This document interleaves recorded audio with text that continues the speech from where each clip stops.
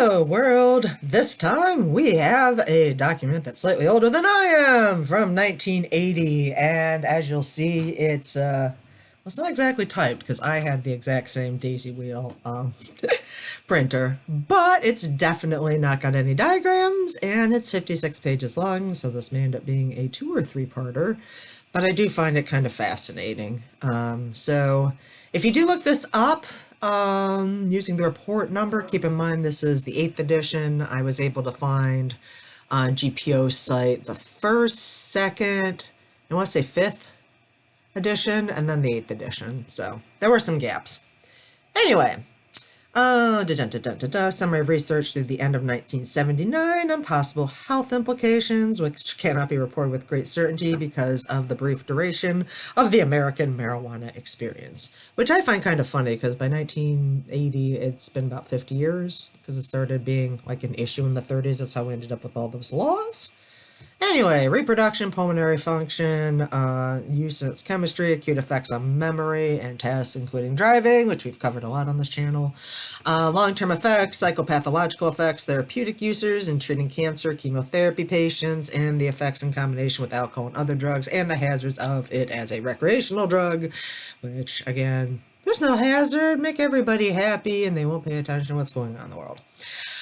Future research directions and a reference section also included.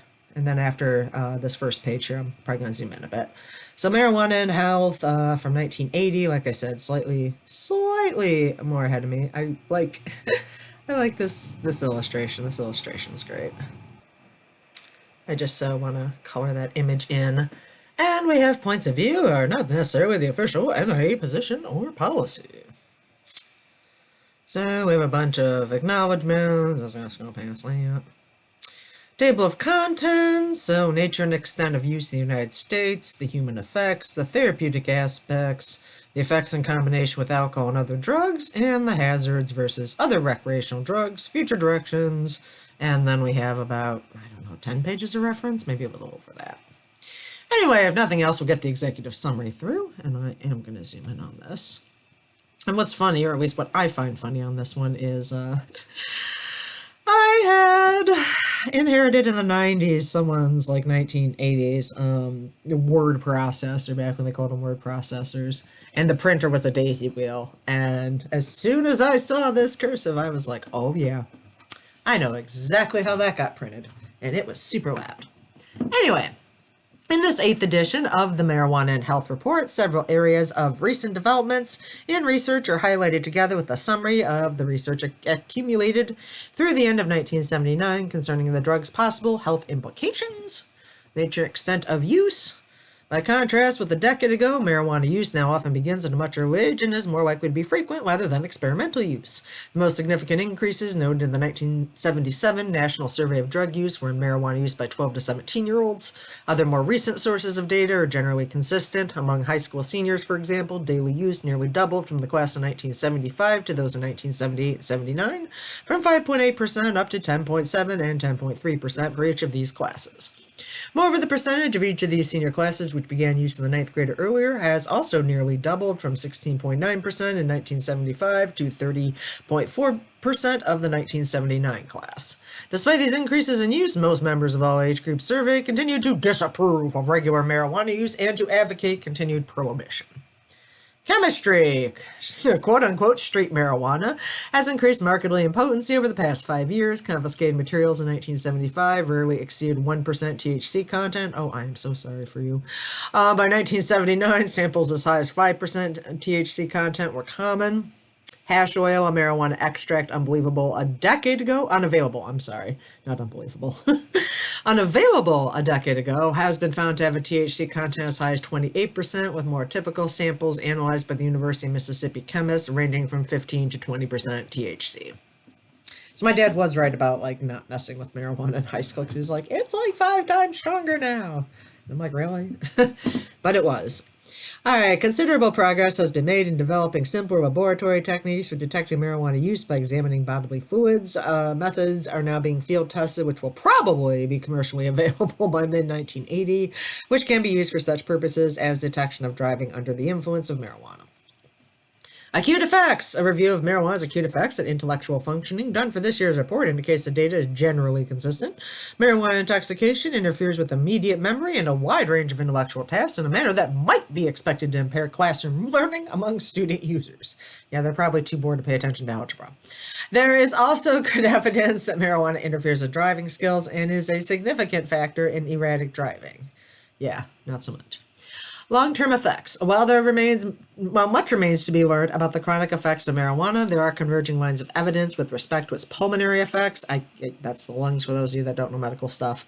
Both animal and human experiments suggest that marijuana impairs lung function. See, I said lung earlier, to a greater extent than tobacco cigarettes do. While there is yet no direct evidence that can play a causal role in lung cancer, it is known that, like tobacco smoke residuals, the tar from marijuana is tumor producing when applied to the skin of test animals. So how is that like a test for, okay, whatever, toxicity in your lungs? One known cancer-producing chemical, benzopyrene, has been reported to be 70% more abundant in marijuana smoke than tobacco smoke.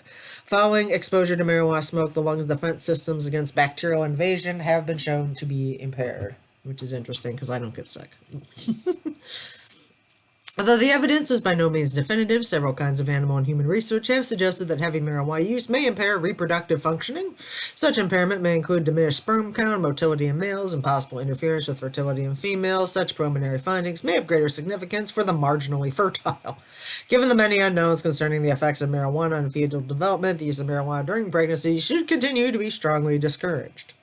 Other questions of possible marijuana effects continue to be unresolved. Evidence concerning an effect on the body's principal defense against disease, immune response, remains contradictory. While some human studies have found laboratory evidence of impairment, others have not, and clinical significance of such findings is still in doubt.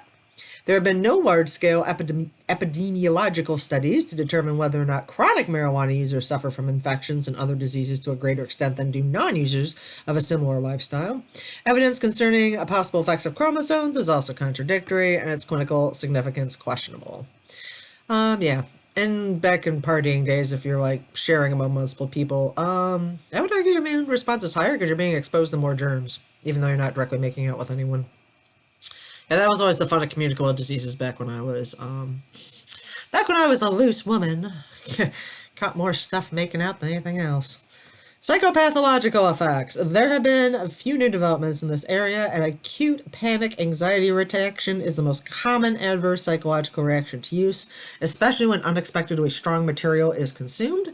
A number of clinicians have cautioned against use of marijuana by those with a history of serious psychological problems or who have previously had drug-precipitated emotional disturbances, aka bad trips. While more serious psychiatric problems such as cannabis-related psychosis have been reported in countries with a long tradition of use, such reactions do not appear common here. Concern has been expressed that availability of much stronger varieties of cannabis may result in more serious problems than in the past. I thought it was varietals. Ratios, I can never say that word right. While there have been a number of overseas studies of the impact of chronic marijuana use on intellectual functioning, most of which have reported some impairment, the quality of such studies is highly variable, and the question also remains in doubt. Studies of American users have not generally reported such impairment, although the American experience has been limited to relatively highly motivated college populations using smaller amounts of cannabis for shorter periods of time. Since user populations in the United States are generally younger than those overseas, the question of possible impact on younger users is an important one which remains to be studied. Therapeutic uses. Overall, marijuana, THC, and related drugs have shown definite promise in treating the nausea and vomiting, which often accompany cancer chemotherapy. While thus far they have not proven to be invariably superior to other medication, they may be enduringly useful for patients for whom other drugs are relatively ineffective. A second therapeutic application, which has received wide publicity, is the use of THC or marijuana in reducing the vision-destroying intraocular pressure in open-angle glaucoma. Initial trials with oral THC found the drug to be a variable success, although when used with other standard drugs, better results were achieved. An eye drop preparation has been developed in which initial human trials produced eye irritation and was not consistently effective. Additional studies are in progress. It should once again be emphasized, although marijuana, THC, and related drugs have shown some therapeutic promise, much work remains to be done, and that any pharmaceuticals developed will be chemically related but not identical to the constituents of the natural material. Some compounds would be chosen to minimize undesirable side effects and to provide a better focused therapeutic effect. Like any other new medication, chemically related materials must be carefully tested for toxicity and for therapeutic effectiveness. All right, on to the meat of the material. We are 10 minutes in. Okay. This edition of Marijuana and Health represents the 8th in a series of annual reports from the Secretary of Health, Education, and Welfare to the Congress and the American people, as required by Title V of Public Law 91-296. The 7th edition, dated 1977, god dang it. Dyslexia, it's great, which included research findings available to the end of 1977, was released last year. This edition has been dated 1980 so as to reduce the confusion concerning the date of actual release. In order to make it as current as possible, research reports have been included virtually, or nearly. I hate it when people keep using the word virtually for nearly, sorry. Tangent, to the end of 1979. Although it is not yet possible to be definitive in our answers to many of the health questions that marijuana use raises, the report once again tries to answer the critical, central question as it can best be answered at this time: what are the health implications of marijuana use for Americans? While all of us would wish for greater certainty in this area, such certainty is not yet possible. The American marijuana experience has been of brief duration. It is comparatively recently that significant numbers of individuals have been using the more potent cannabis now available on a daily basis. As our experience with tobacco and alcohol demonstrates, it frequently requires many years of use by large numbers for long-range effects of a drug to become apparent. While there are cultures in which cannabis use has been traditional for many years, the drug is often used differently, and traditional users rarely include women or the very young. Oh, so we're not allowed to smoke? Perhaps the most disquieting development in our society has been the rapid increase in younger users under age 18. Use is beginning earlier and is often on a daily basis. Even those who regard occasional use by well-integrated, healthy adults as unlikely to pose serious health problems agree that use, especially frequent use by children and adolescents, can be seriously disruptive. Yes, grow your brain before you start trimming it off. I agree. Research development since issuance of the 7th report last year include additional information on the possible effects on reproduction and pulmonary function. Despite our increasing knowledge, much remains to be learned about the effects of chronic use. Unfortunately, our present limited knowledge is often interpreted as indicating that marijuana is quote-unquote safe. More accurately, there are many areas in which we simply do not know the parameters of risk. We do not know that even acute use poses hazards in driving and other complex behavior, and definitely interferes with memory and intellectual functioning while quote-unquote high. As use comes to involve both younger and older persons, it becomes increasingly important that we be able to specify more precisely the kinds and degree of public health risk which present and anticipated levels of cannabis use pose. This report summarizing our present knowledge is another step in achieving a better understanding of marijuana's public health implications. Brought to you by the fine folks at the ERIC database. Okay. Nature and extent of marijuana use in the United States. Although a comprehensive, updated picture of national trends of marijuana use since the last 1977 National Survey on Drug Abuse will not be available until the 1979 survey results have been tabulated and analyzed in mid-1980, the joy of the world pre-computers kids.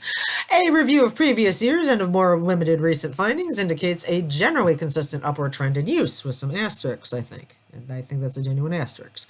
There are indicators that the increase is greatest among younger users under 18. For example, the most notable changes in the 1977 National Survey from its predecessor in 1976 were a 25% increase in the total of those between ages 12 and 17 who had ever used marijuana, and a nearly 30% increase in the number of that age group who were currently using marijuana, i.e. who had used it in the month preceding the survey. By contrast, current use in the over 18 population did not increase significantly. Nearly 3 out of 10, 28.2% of 12 to 17-year-olds in 1977 report having tried marijuana at some point in their lives. Nearly 1 in 6, 16%, were current users. Young adulthood from age 18 to 25 represents the peak period for marijuana use. Yes, you have a lot of time on your hands. 3 out of the 5 in that age group report having ever used marijuana. In the most recent national survey, over 1 in 4, 27.7%, 18 to 25-year-olds was currently using in 1977. Use continues to be correlated with age. This is true whether we are talking about those who have ever used the drug or about current use. For example, among children between ages 12 and 13, 8% have had some experience with marijuana, a figure which climbs to 29% for 14 to 50-year-olds 16-year-olds and to 47% for those ages 16 and 17. The 22 to 25-year-old group reports the peak level of use was 62%, indicating ever having done so. The percentage who have used is 44% in the 26 to 34-year-old group, and only 7% of those over 35 report any past use. Similar trends would be found in current use, i.e. use in the month prior to the survey. While 4% of 12 and 13-year-olds report current use, peak years for such use are between 18 and 21, which is peak years for just general stupidity. Let's just put it that way. 3 out of 10, 31% of those between 18 and 21 were current users in the 1977 survey. Although the percentages of females who have either tried marijuana or were currently using it have been generally increased in the course of the 5 national surveys to date, female use has tended to lag behind that of males. Interestingly enough, among 12 to 17-year-olds, the percentage of girls and boys who had ever used remained nearly equal in the 3 surveys conducted in 71, 72, and 74. However, by 1976, the percentage of males who had used in this age group was significantly greater than that of females, 26% to 19%. I don't know if I consider that significant, but it's probably statistically significant. In 1977, a still greater difference in cannabis use by the two sexes developed in the 12 to 17 age group. 33% of males used at some point compared to 23% for females. While boys used in the 12 to 17 group increased significantly between 76 and 77, use by girls did not. Among those over 18, by contrast, prevalence of male use in all of the 5 survey years has been consistently higher, about twice that of females, up until the 1977 survey, in which the gap narrowed. My theory would be women are more likely to have children, and you don't want to be high around children. This survey indicates 30% of males over 18 had ever used marijuana, as compared with 19% of females. However, the percentage of females over 18 who had ever used indicated statistically significantly between 1976 and 1977, while that of males did not increase.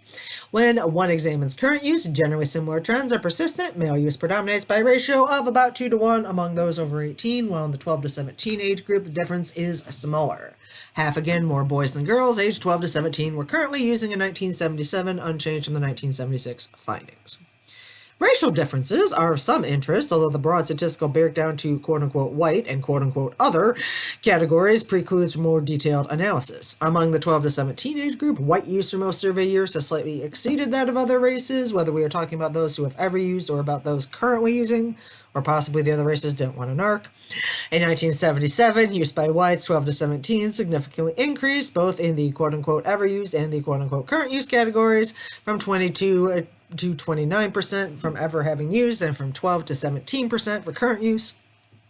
Among those over 18, the percentages of whites and other races who have ever tried marijuana was nearly equal in 1977, 24% of whites compared to 27% of everyone else, in contrast to the previous years in which quote-unquote other races use by the over 18 group tended to be greater than that of whites. So we use it for a while, and then we drop off of it. Okay. Among current users in the 12 to 17 year age group, whites consistently predominate over other races for all survey years. Among those over 18, current use by whites and other races was approximately equal for all survey years, including that of 1977, 8% of each group in the current survey. In earlier national surveys, adults with college training were considerably more likely to have used marijuana than were adults who had not gone beyond high school graduation. These differences have narrowed in recent years. For example, the percentage of college graduates who had ever used marijuana at the time of the 1977 survey was 28% compared to 26% of the high school graduates. In terms of the 4 geographical regions into which the national survey results are divided, Northeast, North Central, South, and West, the only area to note a statistically significant increase in marijuana use between 1976 and 77 was the Northeast. Those New Yorkers. There, a significant increase was found in the number of 12 to 17-year-olds who report having used marijuana. By contrast with previous survey years, marijuana use in 1977 in the Northeast approximately equaled that in the West. This was true for both the lifestyle prevalence and for current use. Other areas of the country had lower levels of use. If one takes the percentage of cannabis users noted in the 1977 survey and extrapolates it to the general population, 43 million Americans had tried marijuana as of spring 1977, and about 16 million were currently using the drug, i.e. had smoked it in the month previous to the 1977 survey. Although more recent national statistics for the general population are not yet available, there are some additional data on the drug attitudes and behavior of American youth who are at a pivotal point of transition to adult life, their senior year in high school. Since 1975, a representative nationwide sample of high school seniors has been queried. Because of the large sample involved, the survey is a particularly reliable source of information on drug-using trends sensitive to even small changes. Yeah, until you take into account the fact that teenagers just put down stuff to mess with you. It is also a source of information on student attitudes and beliefs about drugs, which may be useful in anticipating future drug trends. While there will statistically significant increases, i.e. increases likely to affect actual behavioral changes rather than survey artifacts, in marijuana use were noted in each of the years through 1978. Data for the senior class of 1979 indicate a leveling off of marijuana use, although at fairly high levels. The percentage of each of the 5 senior classes from 1975 to 79 who had tried marijuana steadily increased from 47.3% in 1975 to 60.4% of the class of 1979. Indeed, the percentage of the 1979 high school seniors with marijuana experience is equal to that of the national survey's peak using group, the 18 to 25-year-olds. The increase in use between the class of 1978 and 1979 was the smallest annual increment to date, less than 1%. Daily use rates, which rose from 6% in 1975 to 9% in 1977, reaching a peak level of 10% in the class of 1978, were 10.3% in 1979, while use within the 30 days prior to each of the surveys rose from a little over a quarter of the seniors of the class of 1975 to 37.1% of the class of 1978. It leveled off at 36.5% in the 1979 senior class. Thus, the study suggests that proportion of high school seniors using marijuana has remained stable for the past 2 years. A disturbing trend continues to be the tendency towards initial marijuana use at younger ages. For example, 16.9% of the class of 1975 had used a drug prior to 10th grade, but the corresponding percentages in 1976, 77, and 78 classes were 22.3, 25.2, and 28.2%. In the most recent senior high school class study, the 1979 group, 30.4% had used prior to the 10th grade. Thus, the percentage of seniors who had first used the 9th grade or earlier has nearly doubled over the past 5 years. Although overall, the use of alcohol and tobacco continues to exceed that of marijuana, daily use of marijuana among high school seniors in the class of 1978, for example, 10.7%, was nearly double that for alcohol, 5.7%, and was exceeded only by daily cigarette smoking, 27.5%. Daily use of marijuana has been about twice as frequent among males as females. However, at less frequent levels of marijuana use, the sexes do not differ markedly in the percentages using. Nationwide statistics may obscure considerable local variation. For example, in Maryland and Maine, where drug surveys were conducted in 1978, higher levels of daily or nearly daily use of marijuana were found among high school seniors nationwide, 10.7% of seniors nationally. In Maryland, use daily or several times a week was reported by a quarter of the 12th graders. In Maine, nearly 1 in 6 high school students reported daily marijuana use. 4 times as many used alcohol daily, 4%. Okay. Summary, nature and extent of marijuana use. Although national data representative of the general population subsequent to 1977 are not available at this time, several trends are noteworthy. Among high school seniors, use may be plateauing, although at fairly high levels. Over a third of the seniors in recent years report use in the month preceding the surveys. About 1 in 10 reported daily use in the 1979 senior class. The percentage of seniors using marijuana prior to the 10th grade has steadily increased since 1975, nearly doubling in that 5-year period. Current attitudes and beliefs about marijuana. Both the National Survey and the High School Senior Survey include questions dealing with respondents' attitudes and beliefs about drugs in addition to asking about actual behavior. Such attitudes and beliefs are, of course, subject to change in response to new information and do not necessarily reflect objective reality.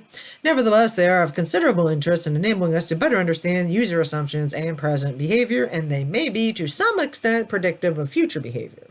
Despite the general assumption of widespread acceptance of marijuana in our society, it is noteworthy that youth among adults and young older adult groups all contain substantial proportions advocating either that marijuana continue to be illegal or our present laws be made still stricter.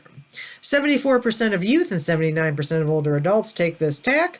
Even among the peak using 18 to 25-year-old group, 40% support in about equal proportions the position that marijuana continue to be illegal, 20%, or that ideally laws be made still stricter, also 20%.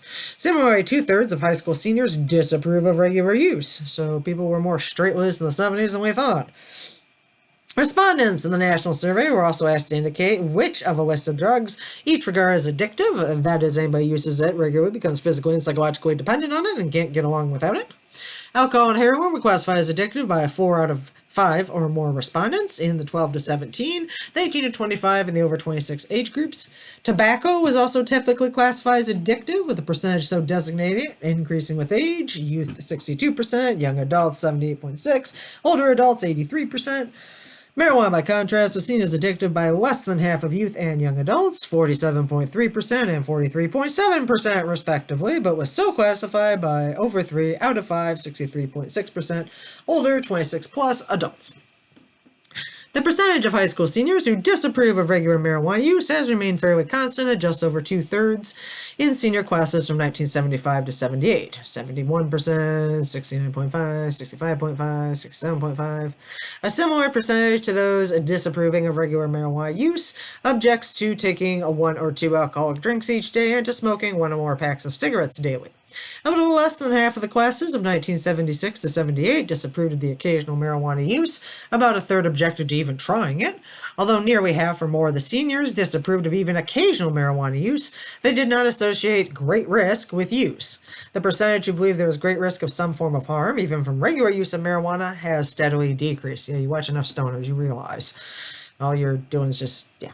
While 43.3% of the class in 1975 placed regular use in the great risk category, the percentage of those in the 1978 class who so described it had decreased to 34.9%.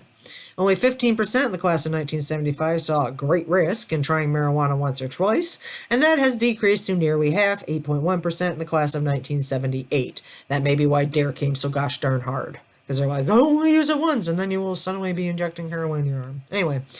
Well, 3 out of 5 seniors in the classes from 1975 to 1978 continued to feel people should be legally prohibited from smoking marijuana in public. The percentage who believe that use in private should be legally prohibited has steadily decreased from a third of the class in 1975 to a quarter of the class in 1978. While 2 out of 5 1977 1978 seniors believe that cigarette smoking should be legally prohibited in public, only a quarter believe marijuana smoking should be illegal in private. So, human effects. And we are already almost at 30-minute mark, so I think I will split this up a little bit.